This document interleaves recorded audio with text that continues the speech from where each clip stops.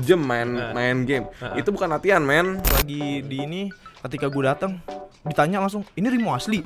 Jadi ya kalau orang-orang tuh ngelihat cewek pro player tuh bukan jelek sih, cuman ya harus diangetin kan? Iya. Lu Kamu milih fokus di e-sport atau fokus di kuliah? Mereka tuh kayak punya jati diri masing-masing. Turnamen kampus cewek sendiri auto diliatin. Dia pernah nyebutin nama sih, cuman gue lupa gitu. udah menuju dewasa ya kan? Iya, udah menikah juga. Wah, insya Allah. Udah lamaran. Terus? Nah, belum lah. Oh, belum, baru mau lamaran. Nih, bener-bener nih ya. Pengen kelihatan keren aja gitu, kayak senpai lu kayak Crow Zero gitu tuh, kayak Genji.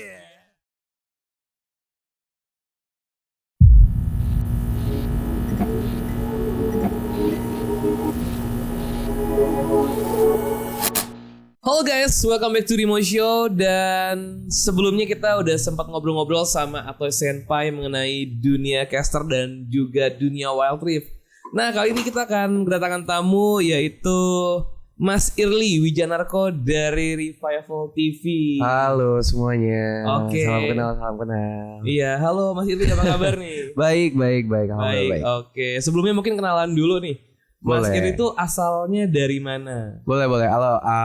Oke, so gue Irly Wijanarko, gue di Chief Growth Officer di Revival TV. Gue juga co-foundernya di sana. Oke. Barengan sama partner gue Sen sama Avan. Gue dari mana? Gue dari kantor tadi sebelum kesini. Kalau asalnya Oke, gue itu lahir Jakarta Jakarta. 28 tahun lalu. Nah, dihitung sendiri gitu. Tanggalnya tanggal berapa? Oke. Gue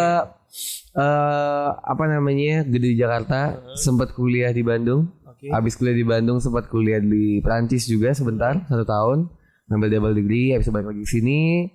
Terus ya udah kecemplung lah di e-sport sini. Sebelum ya pas gue mulai masuk ke e-sport tuh zaman-zaman kuliah lah. Zaman-zaman kuliah, oke. Berarti dari awal itu langsung ke dunia e-sport.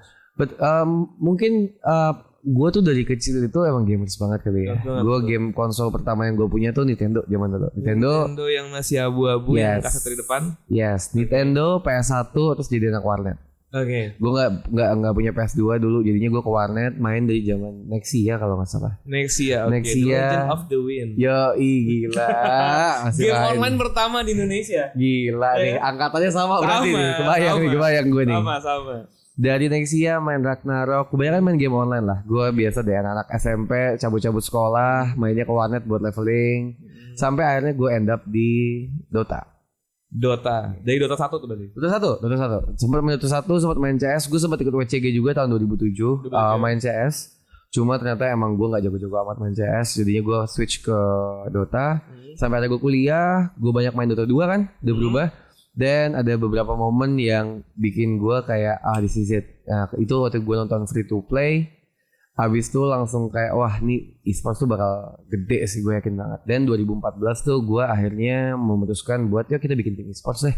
Oke. Nah gue bikin tim e-sports karena gue dulu ngerasa di Indonesia tuh nggak ada tim yang di manage secara proper. Tim tuh masih kebanyakan di 5 orang temenan, ya mereka main biasa aja. Udah selesai main, ya udah bubar. Nggak ada yang ngurusin manajemennya, nggak ada yang ngurusin promosinya, nggak ada yang ngurusin si tim ini buat nyari sponsorship gimana. Akhirnya gue ngeliat peluang di situ, cobalah bikin dulu tim. Namanya Mahameru ID, tim Dota dulu. Oke, Dota 2. Dota 2. Berarti mulai Dota 2 Betul. setelah nonton free to play itu turnamen ya? Itu free to play itu bukan. Free to play itu adalah film dokumenter dari Valve. Oh yes, I know. Sebelum TI 1 ya? Yes. Iya. Jadi ada TI gitu, dia keluarin film free to play di mana itu kayak dokumenter yang menceritakan tentang kehidupannya si player ini tuh gimana sih di balik layarnya. Nah, itu sangat-sangat menginspirasi gue. Gue ngerasa kayak e-sports itu punya potensi buat jadi the future entertainment for the next generation. Yes. Atas premis itu gue kayak yuk gas deh. Lalu tuh gue di e-sports tuh benar-benar itu banget. Benar-benar yang kayak susah banget deh. Duit nggak ada. Gue tuh modal bikin tim e-sports tuh dulu 1,5 juta. Karena ya orang mau nge-sponsorin juga apa Bener. sih game doang gitu. Ya Bener. kan? Dulu begitu kan. Bener, 1,5 juta gue bikin, terus gue ikut turnamen, duitnya diputar-putar dari situ, juara, dipakai lagi buat pendaftaran, dipakai lagi buat ngembangin tim, gonta-ganti pemain segala macamnya. Sama. Nah, sampai akhirnya tahun 2016 itu 2015 gue ke Prancis. 2015 gue ke Prancis, abis itu gue timnya udah bubar, gue udah gak ngurusin e-sport lagi, gue pengen balik ke sini, gue pengen kerja di startup, Gojek, Tokopedia gitu-gitu kan. Terus ternyata pas balik ke sini malah nasibnya berubah. Malah gue begitu balik ke sini diajakin sama Revival TV yang kebetulan dulu juga gue sempat magang di sana.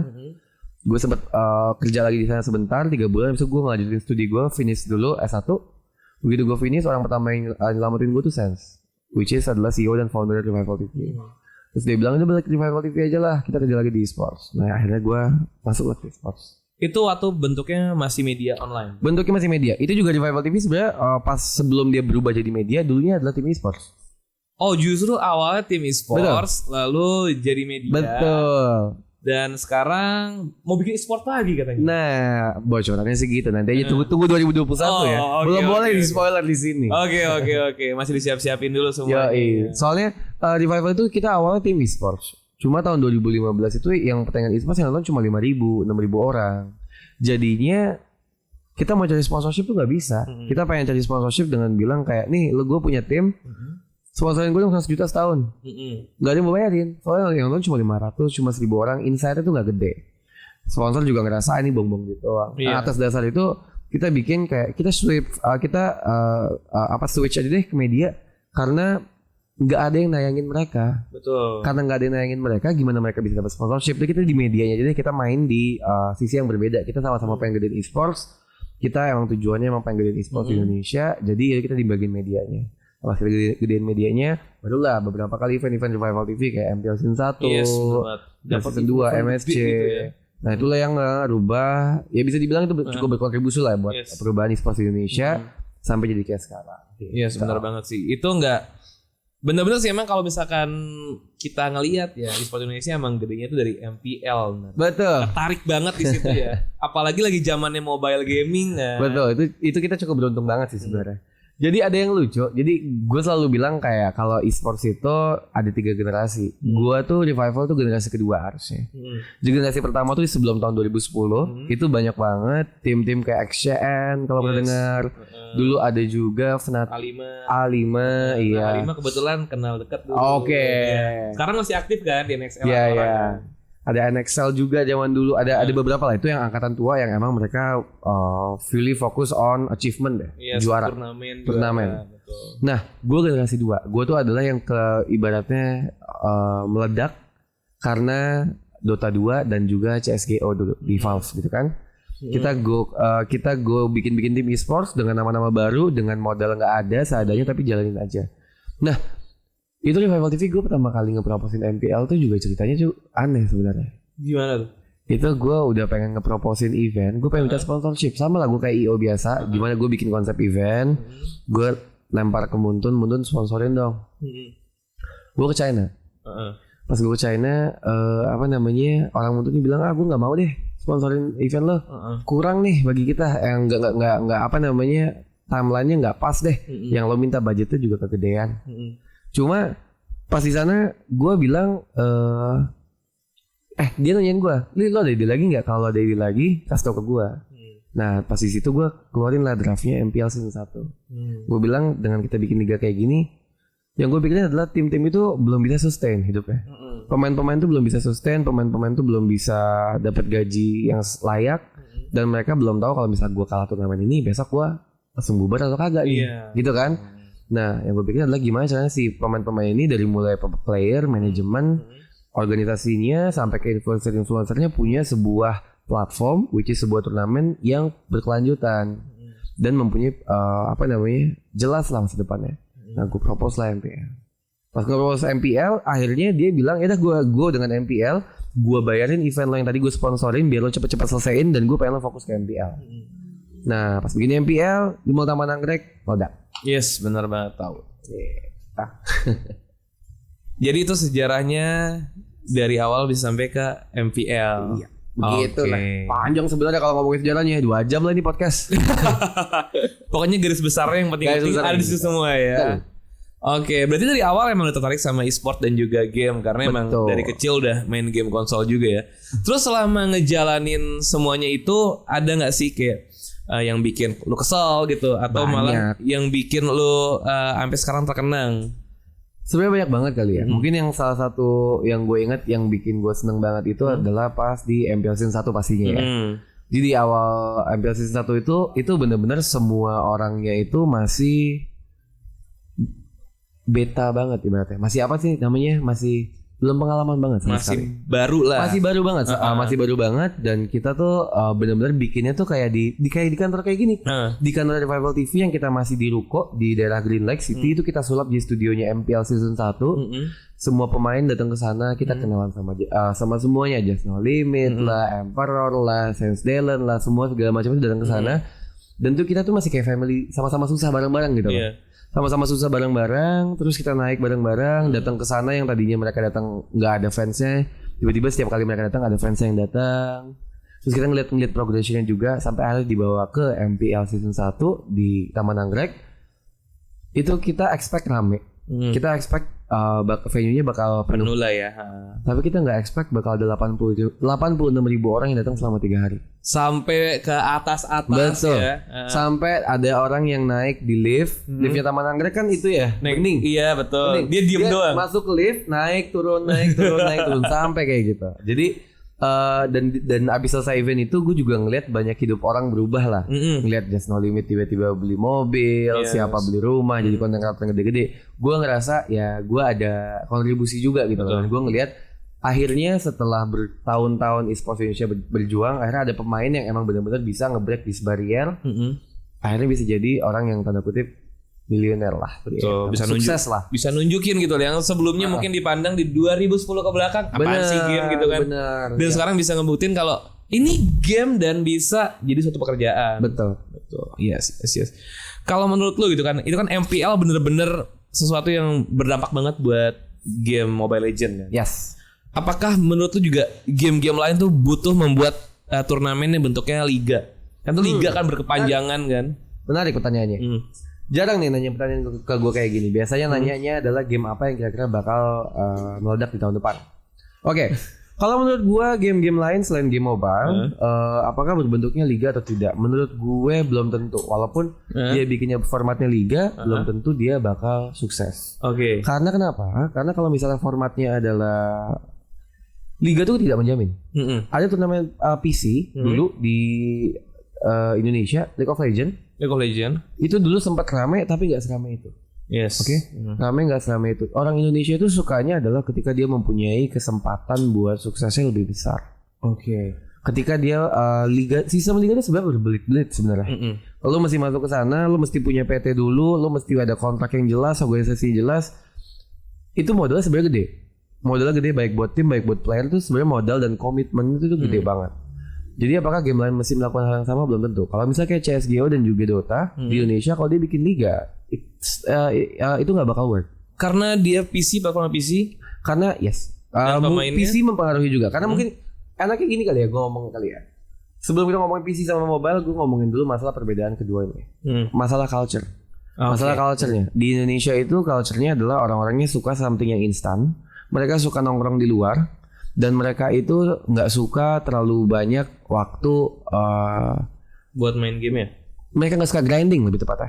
Orang Indonesia tuh jarang suka ngulik lebih dalam lagi. Mereka pengennya barbar aja, gitu kan? Untuk yang generasi sekarang. Iya, dan mereka juga suka nongkrong. Nah, kalau misalnya zaman dulu kita nggak punya option banyak, kita cuma bisa ke warnet. Ya dong, sekarang kita punya option buat main di mobile. Yes. Ketika gue lagi nongkrong, gue lagi mabuk di Senopati, gue bisa buka HP gue dan gue masih bisa main Mobile Legends sama teman gue dimanapun.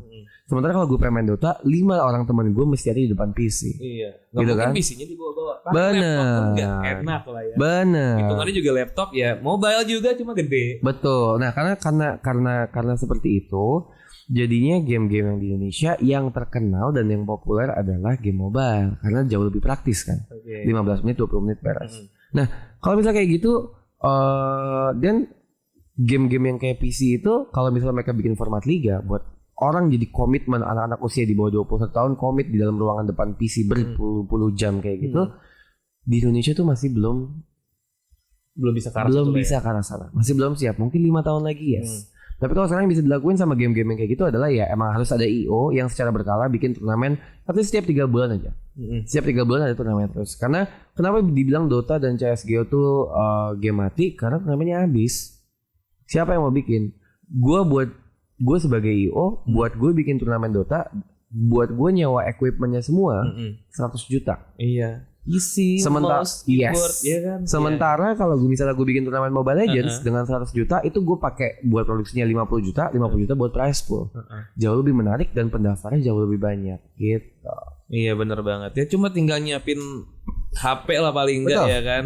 Betul. Dan itu juga kita bisa bikin pesertanya bawa sendiri. Betul. Jadi kalau buat game mobile masih memungkinkan buat liga game apapun kemungkinan, tapi kalau game PC kayaknya buat Indonesia belum memungkinkan buat waktu dekat ini. Yes, karena mungkin kita ngomongin masalah budget efisiensinya kali ya. Kalau misalnya liga di tim PC, baik siapapun timnya yang memiliki tim yang bermain game PC itu, misalnya let's say kita sebut misalnya lu nih Rimo punya tim Dota. Lo kan investnya nggak cuma playernya, tapi lo invest equipment, komputer semua segala macamnya. Internetnya pasti mesti ekstra. Terus abis itu lo udah invest lebih banyak, tapi yang view lebih sedikit. Berarti lo mesti willing to invest more dong, nggak cuma buat si timnya doang, tapi buat promosinya si tim ini agar fans-fans yang lain juga ngikutin lo. Kayak gitu. Jadi secara budget wise, kenapa pada shift tim-tim gede pada bikin tim mobile? Karena secara budget jauh lebih efisien. Jauh lebih efisien. Dan hasilnya juga jauh lebih gede. Betul. Yes, gitu. Oke. Kalau menurut lo nih, kalau misalnya kita perorangan mungkin gua atau mungkin ada orang-orang lain di sini yang mau mulai bikin e-sport, apa sih yang harus mereka siapkan? Nah, yang pertama yang mesti lo siapin adalah modal. Modal, ya. Modal bagi gue tuh ada 3 macam. Modal tenaga atau skillnya lo. Yang kedua adalah modal waktu, atau yang ketiga adalah modal duit. Jadi lo mesti siapin dulu. Lo punyanya apa nih? Lo ngeliat dulu nih. Gue punya waktu lama. Gue nggak punya duit, gue nggak punya skill, tapi gue nganggur. Gue punya waktu. Dan ya udah nyantai. Gue bakal belajar pelan-pelan. Gue punya duit, tapi gue nggak punya skill dan gue nggak punya waktu. Gue cari nih siapa teman gue yang bisa gue bayar buat ngerjain kerjaan gue. Atau kalau lo punya skill, lo nggak punya tenaga yang punya waktu. Dan lu ya udah ibaratnya ya lo cari partner yang emang bisa ngelengkapin lu. Jadi pertama yang lu mesti lihat adalah itunya dulu nih. Modal kemampuan lu dulu tuh apa? Yang lo punya itu apa? And then kedua sebelum nentuin mau kemana, sebelum mau bikin usaha e-sports kayak gitu, yang keduanya adalah gue pengen bikin bisnis apa. Ketika kita ngomongin e-sports tuh gede banget. Banyak betul sekarang. Iya, e-sports tuh gede banget. E-sports itu ibaratnya kayak gimana ya? Kalau kita kayak ngomongin sepak bola, kita ngomongin olahraga. Ketika gue ngomongin olahraga apa dulu? Ada sepak bola, ada basket, badminton, otomotif, A, B, C sampai bawah. Semuanya tuh beda-beda treatmentnya dan beda-beda bisnis modelnya. Yes. Ya kan? Nah kalau di e-sport sama. Lu pengen di e-sport jadi apa? Pro player kah? Atau bikin tim kah? Atau bikin media kah? Apa bikin apapun itu? Lo mesti ngeset dulu dan lo ya bergeraknya accordingly sesuai dengan kalau misalnya pengen bikin media ya udah nih apa yang gue invest buat media gue, bentuk kontennya seperti apa. Kalaupun tim juga sama kayak gitu lah. Let's say gue ngambil example deh. Example-nya adalah lu emang mutusin gue pengen jadi seorang team owner, gue pengen bikin tim. Modal gue bikin apa nih? Oh gue udah punya orang yang bakal kerja sama gue, yang bakal ngurusin tim-timnya. Gue bakal punya pemain yang bakal tanding sama gue. Dan gue yang ngurusin manajemennya. Udah kayak gitu, ya udah lo ngumpul di mana sih? Misalnya lo bakal punya satu base camp nih atau gaming house, tempat lo ngumpul cuma sebuah kantor aja. Dan ya lo tentuin tim lo itu pengen dikenalnya karakternya seperti apa. Tim lo itu ibaratnya mulai dari logonya, brandingnya, gaya bahasanya, nanti pemainnya itu dia cara promosinya bakal kayak gimana dan dia akan bermain game apa. Itu penting loh, itu krusial loh karena lu pemilihan gamenya lu misalnya mau di PUBG, di Mobile Legends atau di Free Fire, di CODM itu akan berdampak langsung sama target marketnya lu, followersnya lu. Setiap game itu mempunyai target market yang berbeda-beda. Jadinya kalau lu misalnya main di PUBG, lu nggak bisa main lu bikin tim PUBG tapi gaya ngomong lu misalnya agak-agak bocah gitu, nggak bisa. Karena marketnya PUBG itu jauh lebih dewasa. Yes. Marketnya PUBG itu jauh lebih mature. Dia sukanya something yang serius-serius. Ketika lo main di Free Fire misalnya, lo bahasnya terlalu serius banget, ngomongan-ngomongan kayak gini nih, omongan bisnis banget. Orang Free Fire mental. Karena mereka sukanya bang giveaway alok dong. Iya. Sekarang give Chrono bang. Ya give Chrono bang. Give Chrono bang. Give Chrono bang, gitu kan. Nah jadinya ya mesti disesuaikan gaya bahasanya sesuai dengan target marketnya tersebut. Dan udah kayak gitu, menurut gue it's all about gimana komitmennya lu dengan satu tim mau nge-achieve itu apa? Uang kah? Sukses kah? Dan kalau emang sukses kah, ya tim itu mesti tahu bahwa ya gue harus work hard for it. Dan di along the way, tim itu turnamen ada 100 tim, yang juara cuma satu. Bener. Bukan berarti kalau kalah tuh the end of everything gitu lah. Nah itulah, lo mesti cari pemain yang emang punya komitmen tinggi dan dia juga punya mentality yang bagus. Banyak banget pemain-pemain yang terakhir-terakhir tuh yang gue bilang punya toxic mentality itu kayak gimana? Gue datang, dia langsung nawarin gue digaji berapa? Iya, banyak kan? banget sekarang. Banyak banget yang kayak gitu kan. Gue pengen nawarin player, kayak lo pengen main di tim gue nggak? Yang pertanyaan pertama yang dikeluarin sama dia adalah gue digaji berapa? Yang kayak gitu masih jago apapun langsung gue blacklist. Iya. Karena bagi gue adalah yang gue butuhin adalah gue butuh dia nanya gue pertama kali emang tim lo bisa bawa gue juara. Kalau tim lo bisa bawa gue juara gue mau. Nah orang yang punya mentality kayak gitu yang bakal naik sampai ke atas. Jadi yang dia benar-benar tujuannya adalah buat dapetin suatu achievement, bukan buat materi ya. Betul, karena mindsetnya berbeda total. Ketika kalau misalnya dia adalah mindsetnya adalah untuk materi, ketika nanti dia udah naik ke atas, dia ditawarin sama live streaming platform dan juga dapat endorse, dia ngapain lagi jadi pro player? Iya. Ya kan? Tapi kalau orang yang emang punya mindsetnya adalah gue pengen jadi juara, duit bakal ngikutin dia. Kayak gitu. Duit bakal jadi bonus bagi dia. Ketika dia dapat duit, oh itu bonus buat gue. Tapi aim utama gue adalah gue pengen juara. Gue pengen juara dunia. Nah itu yang kalau lo lihat kayak misalnya di PUBG Mobile ada Zuxi. Betul, itu udah terkenal banget. Dia udah bisa ngelepas pro playernya, dia bikin konten orang nonton. Tapi dia masih pengen ngejar achievement. Dia benar-benar dedikasinya kuat. Gue kayak gue nggak mau kalah dan gue jadi juara dunia, juara dunia dan udah jadi juara dunia pun. Mereka punya mindset, gue nggak boleh sampai turun gunung. Iya benar. Gue nggak boleh turun gunung. Gue nggak mau menangnya cuma menang aja, tapi gue mesti ngebantai. Gitu kan? Dan ya udah orang bakal ngefollow mereka terus. Duit bakal datang terus ngikutin mereka. Nah yang pemain-pemain kayak gitu yang lo harapin dan yang itulah yang harus dibentuk sama manajemen tim lo. Bahwa ya udah, lo tuh mesti tahu bedanya tim yang kalah nggak punya bakat sama emang kalah aja. Lo mesti tahu kapan lo mesti belajar, kapan lo mesti berhenti kayak gitu. Dan lo juga mesti bisa ngebedain bahwa latihan yang efektif dengan lo push rank berjam-jam, lo main game berjam-jam. Karena banyak banget yang tim-tim yang baru-baru amatir yang gue kenal tuh kayak latihannya 8 jam. Iya, latihannya 8 jam, 10 jam push rank sama gini. Tapi kalau turnamen kalah lagi, ikut turnamen apa? Itu juga ada planningnya. Ibaratnya lo nggak bisa ikutan turnamen yang gede semua kan, lo udah pasti kalah terus sama gitu. Lo nggak bisa ikut turnamen yang kecil terus, karena nggak ada impactnya buat tim lo. Benar, nggak ada pembelajarannya. Benar, itulah tugasnya manajemen. Buat lo bikin roadmap selama setahun. Di bulan pertama gue bakal ikutin turnamen A, B, C. Bulan ketiga apa? Bulan keempat apa? Di bulan keenam kita bakal ikut PNC atau MPL atau apapun itu. Sini kalah kita masih ada lagi roadmapnya sampai bulan Desember. Jadi setiap tim itu dia punya goals yang jelas, clear goals yang jelas. Dia tahu milestone dia sampai mana gitu. Oke. Itu di manajemen buat tim ya. Pentingnya manajemen buat tim. Mungkin banyak yang mikir-mikir, apa sih gunanya manajer di tim, kan yang main playernya gitu kan. Betul. Biasanya kan gitu orang. Kira-kira kalau ngelihat dari perkembangan game sekarang, kan ada yang baru juga. Tadi sebelumnya sempat bilang mengenai LoL PC ya kan. Iya. Sekarang kita kedatangan Wild Rift nih. Udah sempat dibahas sama Yota juga kemarin kan. Kira-kira dengan genre MOBA yang mungkin sekarang lagi dirajai sama Mobile Legends di Indonesia, yang mungkin kayak buat ngegoyahin aja kayaknya agak susah gitu ya. Kira-kira menurut lo sendiri, Wild Rift dengan gue kan udah sempat nyobain juga, menurut gue itu jauh lebih susah, jauh lebih kompleks. Apakah bisa buat bersaing di Indonesia? Nah, tadi kan gue udah ngomongin culture sedikit tuh. Orang Indonesia sukanya yang simple, orang Indonesia sukanya yang langsung barbar tabrak-tabrakan aja. League of Legends Wild Rift itu menurut gue adalah game yang Betul, sangat-sangat kompleks banget. Dan itu secara mekanik demanding banget. Iya. That means orang yang mempunyai skill mekanik tinggi, mereka bakal jadi top tier player gitu loh. Kalau di Mobile Legends itu mekanik tinggi, tapi gamenya tuh simple. Jadi nggak terlalu banyak ada gap yang kelihatan antara yang level menengah ke atas sampai yang paling topnya banget. Nah, itu satu faktor. Faktor yang kedua adalah League of Legends itu disupport sama rakyatnya langsung masuk ke Indonesia. That means dia mempunyai power buat nge-sponsorin sana sini event yang gede-gede. Ngambil Pentaboom kemarin, ngambil semua influencernya banyak banget. Termasuk sama si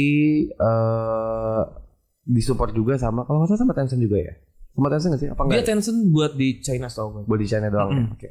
Itu yang kedua. Alasan yang ketiga adalah si Riot itu dia compete-nya langsung head on sama Mobile Legends. Ya kan? Nah, sorry, alasannya cuma 2 tadi.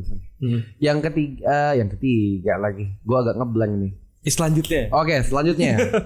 Mobile Legends lawan League of Legends. Apakah League of Legends akan mengalahkan Mobile Legends? Terutama di Indonesia. Terutama di Indonesia. Oke, gue bakal ngomong kalau di Indonesia, kalau kita ngomongin player base, tidak. Prediksi gue adalah secara player base League of Legends gak akan ngalahin Mobile Legends. Karena kenapa? Karena it's a matter of orang Indonesia secara kemampuan ekonominya, handphonenya kuat atau enggak buat main di League of Legends.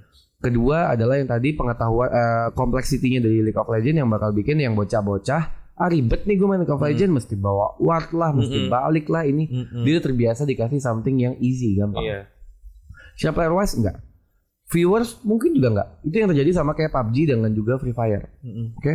Tapi apakah League of Legends itu bakal mati di Indonesia? No. Menurut gue League of Legends itu bakal punya marketnya sendiri. Orang-orang yang bisa dibilang yang level A, B, yang high end itu pada mainnya pada Wild Rift. Karena mereka lebih ngerasa di sini lebih sedikit bocah, quality gameplay gue lebih pakai lah ya. Iya. Quality match gue lebih bagus dan juga grafiknya lebih enak dan juga komunitasnya nggak toxic. So dia bakal punya market sendiri dengan viewsnya lumayan lah, bakal tetap bersaing dan mungkin gue rasa setara dengan PUBG deh. Sekitar peak concurrent viewersnya di turnamen utamanya 200-300 ribu orang lah. Kayak gitu. Tapi ketika kita ngomongin di luar negeri, internasional, gue rasa League of Legends tuh bakal huge banget. Bakal gede banget. Seperti yang dialami dengan Call of Duty Mobile mungkin. Betul, karena fun fact adalah League of Legends tuh game PC masih paling besar sampai sekarang. Player base-nya masih paling banyak. Masih paling loyal lah. Dia dari tahun 2009 atau 2010 ya League of Legends tuh. Setelah HON lah pokoknya. Iya, setelah HON. League of Legends 2009 keluar sampai sekarang game-nya tuh nggak terlalu banyak berubah, tapi playernya masih banyak banget. Di luar di sana gue sempat ke China, sempat ngeliat salah satu pertandingan League of Legends di sana. Itu udah jauh banget lebih kompleks sampai sini. Mereka sangat-sangat benar-benar udah kayak atlet banget, kayak artis dan kayak atlet banget. Dan terus gue rasa League of Legends punya segala macam resource yang dia butuhkan buat bikin si League of Legends ini jadi gede banget. Dia punya power buat ngontak siapapun artis yang dia mau buat ke sana. Buat masukin brand apapun yang buat dia mau buat masuk ke dalam sponsorshipnya mereka. Player base mereka karena mereka udah punya nama, mereka udah terbukti di event-event yang PC-nya mereka sukses. Yang di mobile itu tinggal di-recreate aja apa yang mereka berhasil di PC, mereka bisa bawa ke sana. Atau bahkan finalnya League of Legends yang mobile itu bakal barengan sama League of Legends yang PC misalnya. Bisa benar-benar. Karena dua-duanya mereka yang pegang. Betul, mereka bikin di stadion gede banget gitu loh. Nah, so kalau misalnya kita ngomongin kayak gitu, League of Legends di internasional bakal gede atau enggak? Yes, bakal gede. Bakal gede sama kayak PUBG. PUBG juga di internasional juga sebenarnya gede banget tuh. Dia adalah game FPS nomor 1 ya, bertiga lah tuh, Free Fire, PUBG sama CODM. Di luar negeri tuh ya numbers-numbersnya mirip-mirip. Jadi mereka saingan 3 itu dan mereka ya bergengsi banget gitu. Sementara kalau Mobile Legends ya kita udah jadi tuan rumah di sini sebenarnya. Iya benar, karena emang ya mungkin kalau ngomong angka kasar 80% 90% lah ya Indonesia. Yes, Indonesia udah gede banget ya segituan lah. 50-60% lah. Itu dari Indonesia only. So Indonesia mau marketnya sebesar itu buat pasar game mobile. Menurut gue kayaknya kita nomor 3 dan nomor 4 terbanyak di dunia deh kalau soal player game mobile ya. Setelah dan kita nggak include China ya. Paling banyak tuh kalau di Brazil. Habis itu pindah ke apa lagi namanya dari Brazil itu Vietnam. I think it's Vietnam atau Filipina sih. Antara dua itu deh. Habis itu ya nomor 3 itu gue lupa siapa. Nomor 4 nomor 5 itu Indonesia. Oke, buat game mobile-nya. Buat game mobile.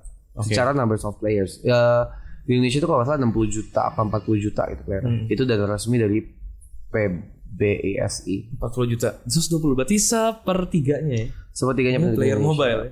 Player mobile. Karena Mobile Legend. Bukan Mobile Legends. tapi waktu itu di tahun 2019 awal Mobile Legends sempat ngerilis kalau gua nggak salah ya. Dia sempat ngerilis ada 100 juta download dari Indonesia. 100 juta download. Yes. 100 juta download dari Indonesia. Berarti anggaplah satu orang punya account 2 atau 3 gitu lah ya. Ya, bisa dihitung-hitung lah. 30 juta. Ya, sepertiga dari penduduk Indonesia ya. Betul. Banyak banget. Oke, jadi mungkin buat sekarang ini kalau misalkan kita sendiri pengen terjun ke dunia e-sports, lebih bagus mungkin buat ke ranah mobile dulu ya. Kalau menurut gue yes, mendingan masuk ke mobile karena secara budget jauh lebih efisien, lebih murah, exposure lebih besar, dan juga turnamennya ada banyak banget. Lo literally setiap minggu lo bisa ikut turnamen di mana aja. Gue sempat ngitungin kalau nggak salah di Indonesia tuh turnamen online setiap minggunya ada minimal 20 aja.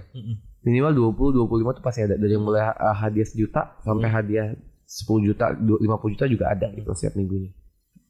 Oke, kalau dari Revival sendiri, dulu gue sering nontonin turnamen tuh pas zaman CSGO. Yes. Di Revival. Terus kira-kira sekarang masih ada planning buat masih ke PC juga? Yang kayak tadi gue bilang kalau ke PC itu sebenarnya masalah siapa yang mau ngesponsorin dan kedua siapa yang mau nonton. Karena kalau misalnya nggak ada yang nonton, pertama sponsor nggak ada yang mau masuk, ya kan? Kalau misalnya kita ngebikinin turnamen PC pun budgetnya itu nggak sebanding dengan exposure yang didapat. Nah itu yang jadi pertimbangan berat buat para sponsor bagi mereka kayak mendingan gue masuk ke game mobile aja. Kayak gitu loh. Nah jadi apakah di Indonesia bakal ada turnamen PC lagi? Pasti ada menurut gue. Pasti bakal ada yang bakal nge-push ke sana. Termasuk Revival TV juga kita komit emang pengen gedein game PC. Cuma apakah dalam waktu dekat mungkin belum. Kayak gitu loh. Ngeliat dulu pasarnya. Pasti ngetes market dulu. Mungkin nungguin orang yang pada punya mobile ini udah pada mulai punya PC gitu kan. Pelan-pelan. Bakal kelihatan kok. Kenalnya kayak mobile seru. Aku pengen punya PC juga main bener. PC. Pasti rodanya pasti keputar lagi. Kayak ibaratnya dulu 2000 gue nggak pernah punya PC sampai gue sampai di tahun 2014 kalau nggak salah. Gue mainnya masih di warnet karena dulu gue nggak mampu buat beli PC. Duitnya nggak ada cuy, kan di satu kali bikin PC yang kuat buat main Dota minimal keluar duit 8 juta tuh. Iya kan? Dulu gue nggak ada duitnya, so gue belinya handphone. Nah pasti handphone sekarang bisa main game mobile kayak ginian. Gue udah kerja, gue punya duit, bisa beli PC. Nanti ya ketika gue nanti punya PC, gue bakal lebih banyak main di PC ketimbang di handphone. Kayak gitu. Pasti bakal keputar. Mungkin game PC di Indonesia bakal terkenal ya 3-4 tahun lagi lah. 2-3-4 tahun lagi lah. Oke. Waktu itu sempat foto sama Giring. Sama Pak Giring, yes. Itu turnamen apa tuh? Pak Giring itu barengan di ESPL dia. Waktu itu kita kerjasama barengan di Revival TV buat ngurusin Piala Presiden. Piala Presiden. Iya, Piala Presiden yang pertama yang original itu adalah gamenya Mobile Legends. Yang kedua itu adalah Free Fire. Benar. Jadi kita barengan sama Pak Giring. Kebetulan gue dulu ngefans banget sama Pak Giring. Terus tiba-tiba sekarang jadi partner bisa kerja bareng. Gue sangat beruntung banget sih. That's why gue kayak ngerasa di sports ini yang bikin hidup gue juga berubah jauh banget gitu lah. Oke. Terus kan sekarang bisa dibilang ya udah sukses nih ya di masih dunia e-sport. Masih kejar terus. Yes betul. Tapi udah masuk lah. Udah mungkin banyak orang yang lihat pengen jadi kayak lo gitu kan. Itu kan mungkin buat orang lain lihat udah sukses. Setelah ini mau apa lagi sih? Yang dikejar. Oke, sebenarnya kalau buat gue siapa dulu nih, buat Revival atau buat gue pribadi? Buat lo pribadi. Buat gue pribadi. Oke, kalau buat gue pribadi sebenarnya gue masih punya banyak banget goals dan juga list-list yang masih belum gue capai ya. Termasuk goals gue di dunia e-sports. Gue masih percaya banget bahwa e-sports di Indonesia perkembangannya belum merata. Gue masih merasa e-sports masih dinikmatin sama orang-orang yang tinggal di Jakarta doang. Iya kan, kita tinggal di Jakarta, kita setiap minggu ada konten e-sports tuh banyak banget. Tapi di luar kota sana itu jarang banget mereka dapat exposure dan juga dapat experience buat ngerasain yang namanya e-sports full experience itu kayak gimana. Datang ke event e-sports yang gede banget, punya influencer e-sports, punya pro player yang bener-bener timnya tuh gede banget di kota tersebut. Nah itu belum ada. So salah satu goals gue di e-sports itu adalah bikin e-sports di seluruh kota di Indonesia itu mereka gede. Mereka bisa punya kayak ada Persija, ada Persib, ada apalagi Bali United, ada macam-macam banget gitu kan. Nah, gue pengen banget di Indonesia itu bisa merata pengembangannya e-sports. Itu buat di e-sportsnya, di sisi e-sports dan Revival TV, dan di sisi guanya itu yang gue harapin buat kedepannya itu lebih ke gue personal, emang gue pengen punya bisnis lain lagi di luar e-sports gitu lah. Oke. Luar e-sports itu lebih ke arah lifestyle dan segala macam dari ujung kaki sampai ujung kepala. Ini gue punya goals, mimpi gue di masa depan, gue pengen punya semua produk gue yang gue pakai dari atas sampai kepala, dari ujung kaki sampai ujung kepala itu semua produknya gue. Gitu. Oke, terakhir nih. Yes.